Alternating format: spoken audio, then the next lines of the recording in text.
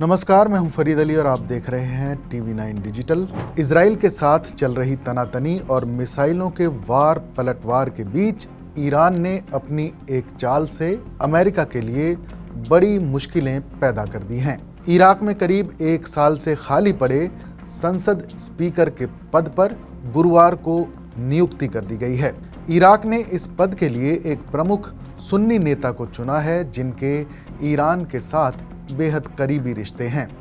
इस सुन्नी नेता का नाम है महमूद अल मशहदानी, जिन्होंने इससे पहले भी 2006 से 2009 तक स्पीकर के तौर पर सेवा दी थी।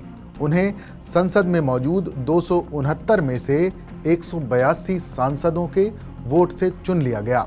इराक के राजनीतिक दलों के बीच कई महीनों से जारी गतिरोध के बाद ये हैरान कर देने वाला फैसला लिया गया है। इससे पहले पिछले साल नवंबर में पूर्व स्पीकर मोहम्मद अल हलबौसी को इराक की सुप्रीम कोर्ट ने पद से हटा दिया था, क्योंकि उन पर एक लॉ मेकर लैथ अल दुलामी ने एक केस दर्ज करवाया था।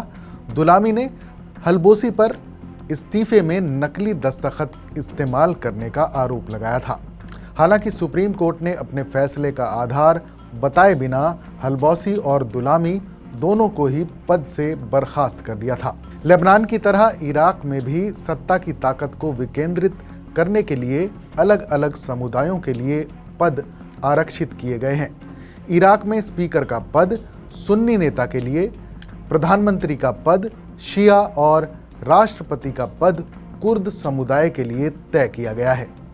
ऐसे में नया स्पीकर सुन्नी समुदाय का ही चुना जाना था, लेकिन इराकी संसद ने मशहदानी को चुना, जो सुन्नी लीडर के साथ साथ ईरान के बेहद करीबी हैं।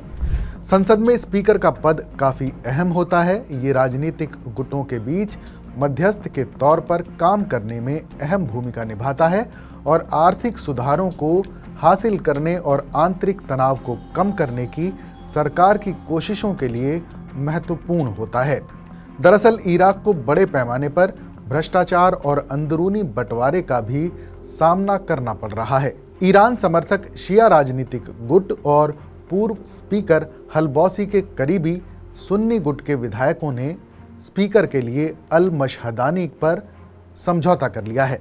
जाहिर तौर पर ये इस उम्मीद में किया गया है कि वो राजनीतिक गुटों में आम सहमति बनाने में सक्षम होंगे। नए संसद अध्यक्ष का चुनाव ऐसे समय में हुआ है जब इराक बड़ी चुनौतियों का सामना कर रहा है। उनमें से मुख्य मध्य पूर्व में युद्धों के नतीजों को नेविगेट करना और ईरान और अमेरिका के साथ अपने संबंधों को संतुलित करने की कोशिश करना है, जो क्षेत्रीय संघर्ष में विरोधी दलों का समर्थन कर रहे हैं। वहीं ईरान के करीबी राजनीतिक गुटों और विद्रोही गुटों के पास इराक में महत्वपूर्ण शक्ति है।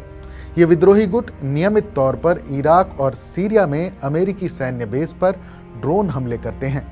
ये गाजा में हमास और लेबनान में हिजबुल्लाह के खिलाफ युद्ध का बदला है, क्योंकि इस जंग में वाशिंगटन इजराइल का खुला समर्थन कर रहा है।